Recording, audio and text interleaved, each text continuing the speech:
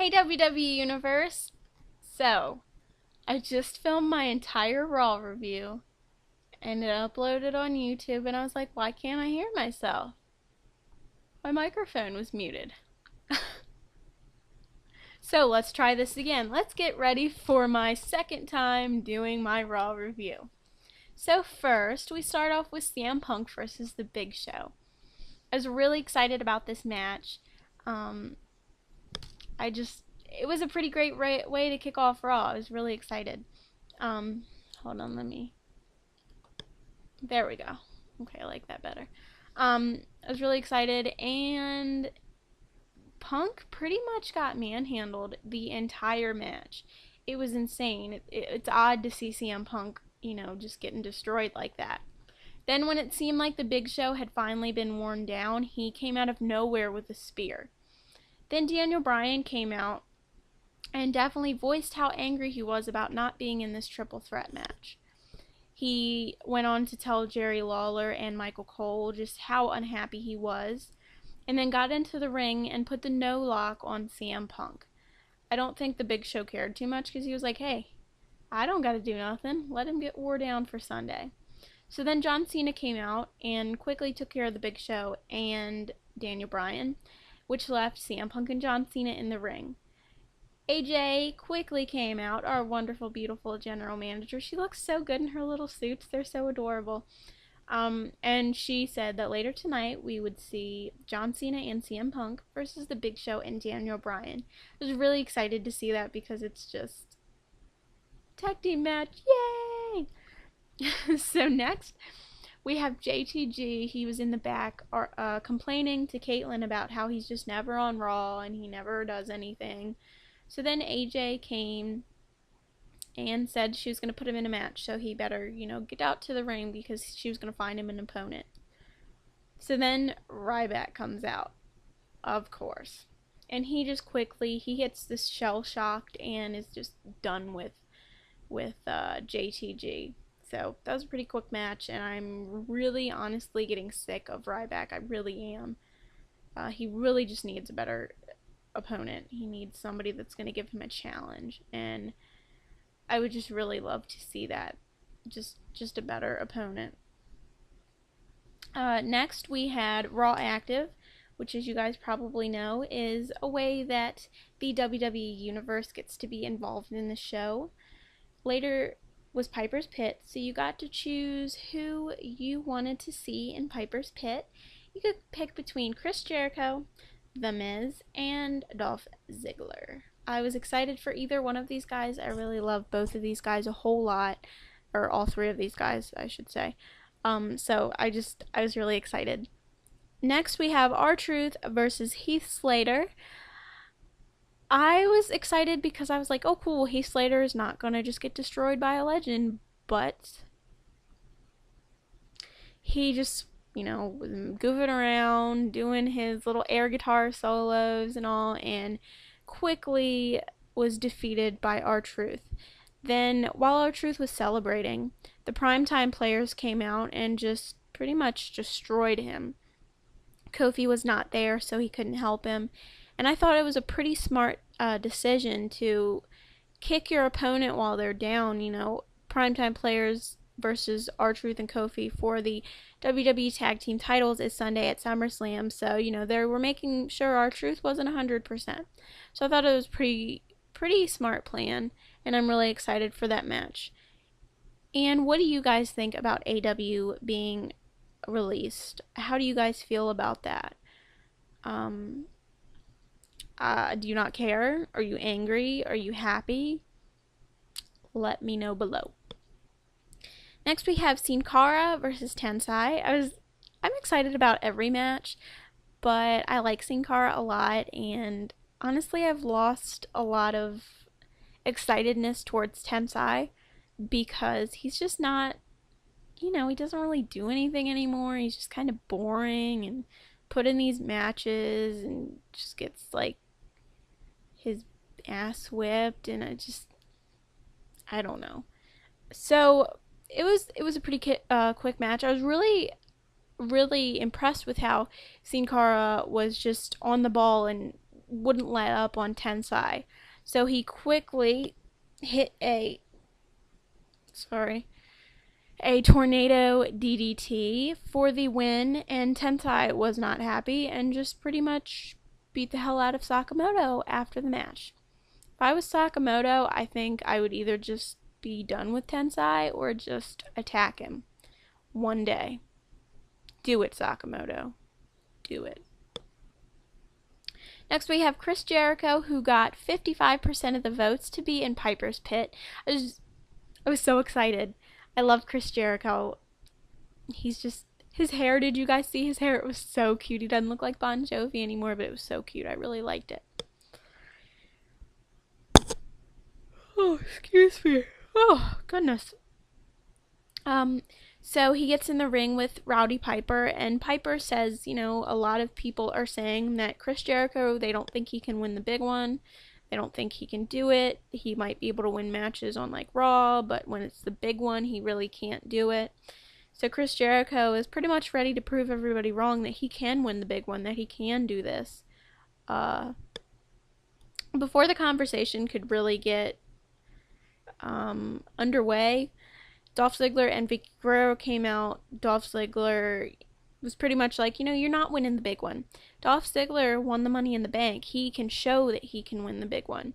But he doesn't think that Chris Jericho can do it, and he plans on just, winning at SummerSlam. And then before that conversation could really go any farther, The Miz came out to say that he won at WrestleMania 27. He's the Intercontinental Champion. He's won the big one. He's proved himself. And he wanted to take over Piper's Pit. So he was getting ready to take the mic out of Piper's hand, and Chris Jericho just punched him in the head, which was odd. I was like, punch him in the face, not in the head. And then he quickly took care of Dolph Ziggler and held the briefcase up. And before any, commercials happen at the stupidest times. So then we come back from commercial, and AJ had tweeted that these guys were going to be in a triple threat match. So it was Chris Jericho, The Miz, and Dolph Ziggler in a triple threat match. This made me really happy. I love seeing all these guys compete. They're so talented. So I thought it was a very back and forth match. Chris Jericho really went for it. He was, diving out of the ring onto The Miz and Ziggler. He threw the top of the announce table onto Ziggler and The Miz.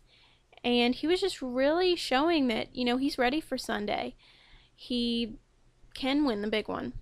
So then, later into the match, the Dolph Ziggler got pinned by Chris Jericho, and before the ref could count to 3, Vicky Guerrero put Dolph Ziggler's foot on the rope, and as you guys know, it's a triple threat match, so there's not any disqualifications. And then The Miz tried hitting the skull-crushing finale on Jericho, who quickly reversed it and put it into the walls of Jericho, which I love seeing the walls of Jericho. It makes me so excited. And then The Miz was tapping out, but the ref didn't see it because Vicky had him distracted. Then Dolph Ziggler hit the zigzag and picked up the win. But despite all that happening, I really think Chris Jericho's going to win on Sunday at SummerSlam. I really think he can do it. Oh, I'm sorry. I really think he can pick up the win, and also, I don't know how much he's going to be involved with the WWE right now, only because he's going to be on tour with Fozzy. He just had a CD come out. If you guys haven't heard it, it is Sin and Bones by Fozzy. It's phenomenal. You guys should check it out. It's wonderful. But I don't know how much Chris Jericho is going to be around in the next few months. So, I think him winning it and then leaving for a short period would just kind of be the icing on the cake. I really think Chris Jericho has a huge chance at winning. I really see him winning at SummerSlam. Next, we have the Divas match, Layla and Kaitlyn versus Eve and Beth Phoenix. I'm not gonna lie, Divas matches lately just bore me to death, and I really don't care about them, honestly. They're so boring, but I was kind of excited to see a tag match, not just one-on-one of the same people I see, even though this was pretty much the same people you see all the time. It was pretty good. You know, Divas matches really aren't that great, but it was okay. Short like it always was, and Caitlyn rolled up Beth Phoenix for a big upset. You know, it's Beth Phoenix. Having Caitlyn roll her up for the win is just, you know, obviously she's not going to be happy about that one, but it was an okay match. I just think the Divas deserve more, and just, I don't know, it's just sad. Next we have John Cena and CM Punk versus Daniel Bryan and The Big Show. I was so happy this match was going to be on it. I'm overly excited for pretty much every match, but that's just me. So I thought it was an awesome match. It was very back and forth. It wasn't just one guy in the ring the whole entire match. It was definitely very back and forth, showcasing these guys' abilities. You know, they're all talented, but I just like seeing when, you know, not just the Big Show's in the ring, not just John Cena's in the ring, not just CM Punk, not just Daniel Bryan. You got to see all of them in the ring and just how talented these guys are. So, I thought it was, the Big Show eventually got kind of tired of Daniel Bryan and pretty much just was like off to the side during some of the match. John Cena and CM Punk were imitating each other. CM Punk tried to do the 5-knuckle shuffle and went, "You can't see me." And before he could actually finish the 5-knuckle shuffle, John Cena got in the ring and started imitating Punk, doing the high knee, the bulldog. I just thought it was pretty funny. And then he was like, "It's clobber time." I thought it was cute. And then CM Punk wasn't very happy about that, so he kind of just walked off to the side. Daniel Bryan tried to kind of sneak behind John Cena, but Cena hit the attitude adjustment for the win. CM Punk got in the ring and hit the Big Show in the head with his title, which those things are heavy. I have a replica WWE spinner belt, and that thing's heavy, and it's not even close to the size of the real thing. So I mean, I know these men are huge, and you know it's probably nothing because they fight these other huge men, but to me it's like, good lord, that thing's heavy. But anyway, that's besides the point. So then CM Punk and John Cena are left in the ring, and CM Punk extends his hand to shake John's, and John, you know, obviously is hesitant and really not wanting to, so CM Punk draws his hand back and is very disgusted, and later on tells Josh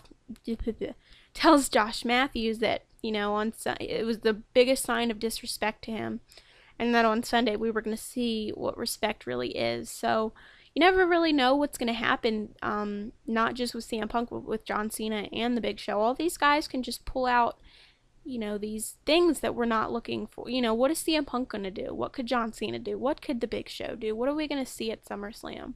What kind of match is this going to be? Obviously, I think it's going to be a serious, you know, it's for the title, so obviously it's going to be a serious match, but I really think this match is going to be great, and I cannot wait to see it. I think it's going to surprise some people. In my eyes, I think something crazy might happen, you know, at SummerSlam. I think it's, you know, it's right under WrestleMania with being big. So I think something's crazy might happen. And last but not least, we have Triple H and Brock Lesnar signing the contract. Triple H was late, so that's why the contract signing was supposedly pushed back. But we all knew it was going to be at the end of the show, and just because it's the contract signing.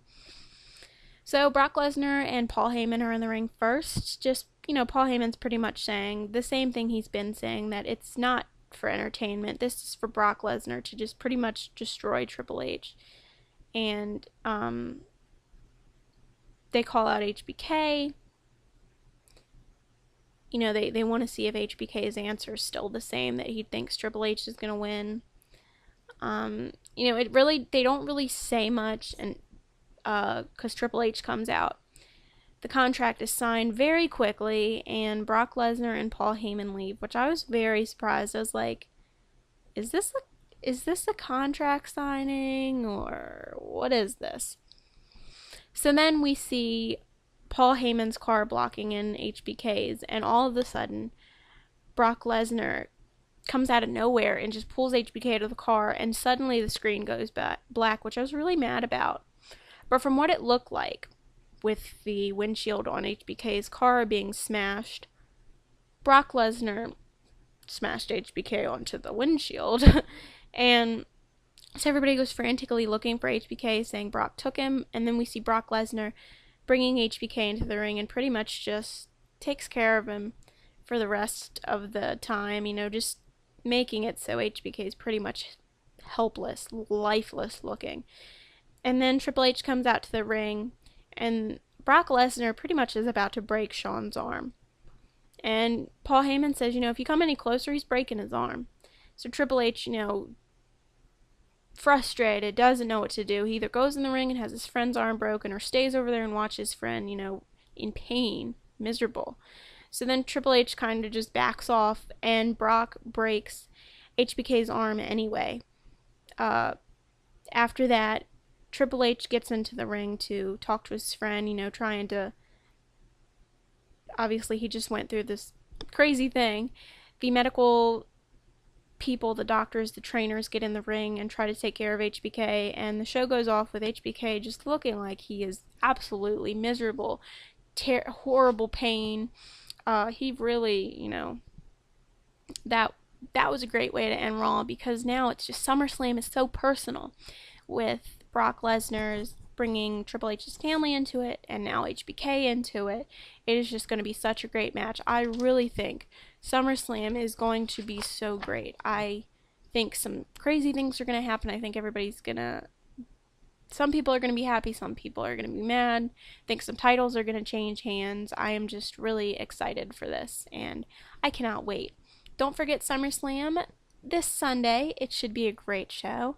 I will see you guys soon, and I hope you have a great day. Bye, guys.